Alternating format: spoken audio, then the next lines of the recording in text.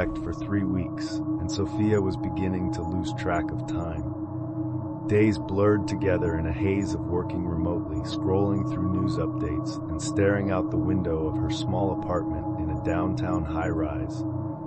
With nothing but the sound of her own breathing and the occasional muffled voices of neighbors, the silence became oppressive.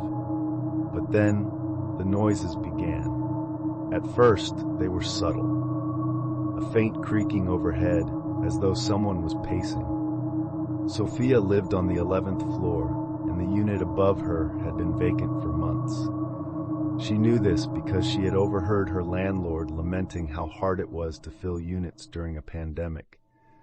The thought of someone moving in without her noticing was strange, but she brushed it off. Maybe someone had taken up residence quietly. Over the next few days, the noises grew louder. The pacing turned into erratic thumps, followed by dragging sounds, as though heavy furniture was being moved across the floor. One night, around 3 a.m., Sophia jolted awake to what sounded like a sharp, metallic scraping directly above her bed. She stared at the ceiling, her heart pounding. It wasn't just the sounds that unnerved her. It was the patterns. They didn't follow the usual rhythm of life.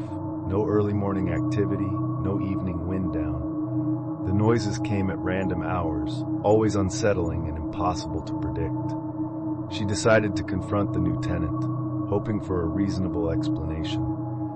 When Sophia knocked on the door of the unit above, there was no response. She knocked again, louder this time, but the only answer was silence. She pressed her ear against the door, straining to hear any sign of movement. Nothing. Yet as she turned to leave, she thought she heard a faint whisper, like someone speaking from deep inside the apartment. "Hello?" She called, her voice trembling. The whispering stopped abruptly. Shivers ran down her spine as she hurried back to her own unit, locking the door behind her. She decided to call the landlord the next morning. The landlord sounded surprised when Sophia mentioned the noises. "That's impossible," he said. "No one has moved in upstairs. The unit is still empty." Sophia's stomach churned. "Are you sure? I've been hearing things for days." "Maybe it's the building settling," he offered, though his tone lacked conviction. "I'll check it out tomorrow." That night, the noises escalated. Sophia heard what sounded like footsteps descending the staircase outside her door, but when she peered through the peephole, the hallway was empty. Later, as she lay in bed, she heard a faint tapping on her window. Her apartment was 11 stories up, and there was no balcony. Fear took hold.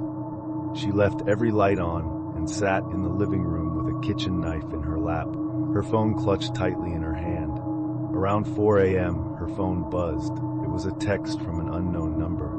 "Stop looking." Her breath caught in her throat. She stared at the screen, her hands trembling. How had someone gotten her number? She wanted to reply, but a sudden, heavy thud above her made her drop the phone. It sounded like something or someone had fallen to the floor. The next morning, the landlord called her back. "I went up there," he said. "The place is completely empty. There's no furniture, no signs of anyone living there." "Did you check thoroughly?" Sophia demanded, panic rising in her voice. "Yes, I even checked the closets. It's spotless." Sophia's mind raced. If the apartment was empty, then what was causing the noises? That night, determined to get answers, she set up her phone to record the ceiling while she slept. She placed it on a bookshelf, tilted upward, and pressed record. When she woke up the next morning, the first thing she did was check the footage. For hours, the video showed nothing but the stillness of her dimly lit room. But then, around 3:13 a.m., the camera captured movement. A faint, shadowy figure appeared on the ceiling, crawling on all fours. Its limbs were grotesquely long, and its head twisted unnaturally as it stared down at the camera. Sophia froze, unable to tear her eyes away from the screen. The figure remained there for several minutes before vanishing into the darkness. Her phone buzzed again. "I warned you."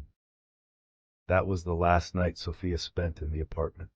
She packed a bag and drove to her parents' house, leaving everything else behind. When she tried to explain what had happened, they dismissed it as stress from isolation. But Sophia knew the truth.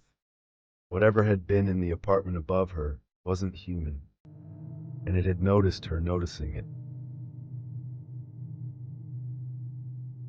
The pandemic had turned mundane errands into nerve-wracking experiences. For Liam, grocery shopping was the highlight of his week, not because he enjoyed it, but because it was his only escape from the four walls of his apartment. One Friday evening, he decided to visit a new supermarket on the outskirts of town. It was rumored to be well-stocked and less crowded. When Liam arrived, the parking lot was nearly empty. The store had a cold, clinical feel, its fluorescent lights flickering occasionally. The air smelled faintly of disinfectant, and a hollow quietness hung over the aisles. He grabbed a cart and started moving through the store, checking off items on his list.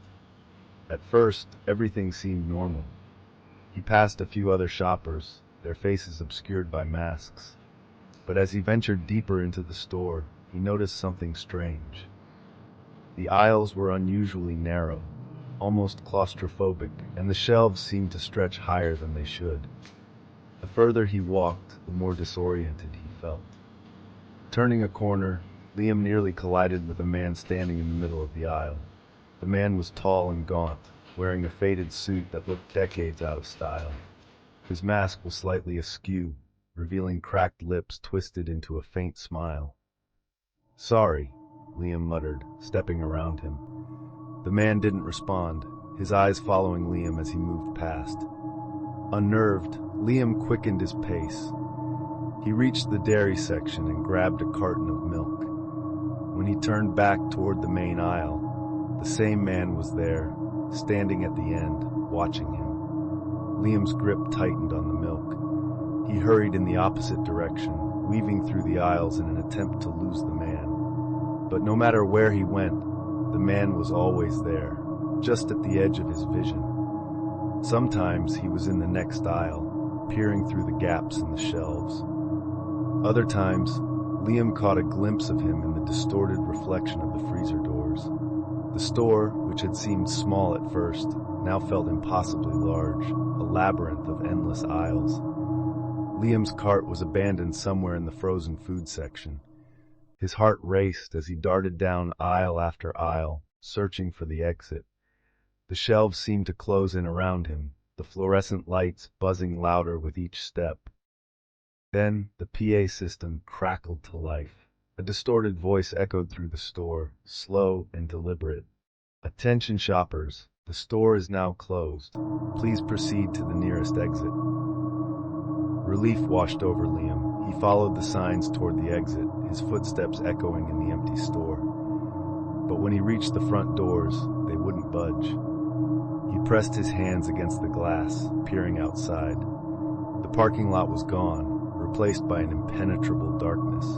"Can I help you find something?" Liam spun around. The man in the suit was standing behind him, closer than ever. His smile had widened, exposing teeth that were far too sharp. Liam stumbled backward, his hands shaking. "I just want to leave," he stammered. The man tilted his head. "Leave? But you haven't checked out yet." Suddenly, the store's lights flickered and went out, plunging everything into darkness. The only illumination came from the man's eyes, glowing faintly in the shadows. Liam ran blindly, crashing into shelves and knocking over displays. He could hear footsteps behind him, slow and deliberate, as though the man was toying with him. Liam's foot caught on something, and he fell hard to the floor. As he scrambled to get up, the lights flickered back on. He was no longer in the grocery store. Instead, he found himself in a long, narrow hallway lined with doors. Each door had a small, square window, but the glass was smeared with something dark and opaque. From behind one of the doors, he heard the faint sound of whispering.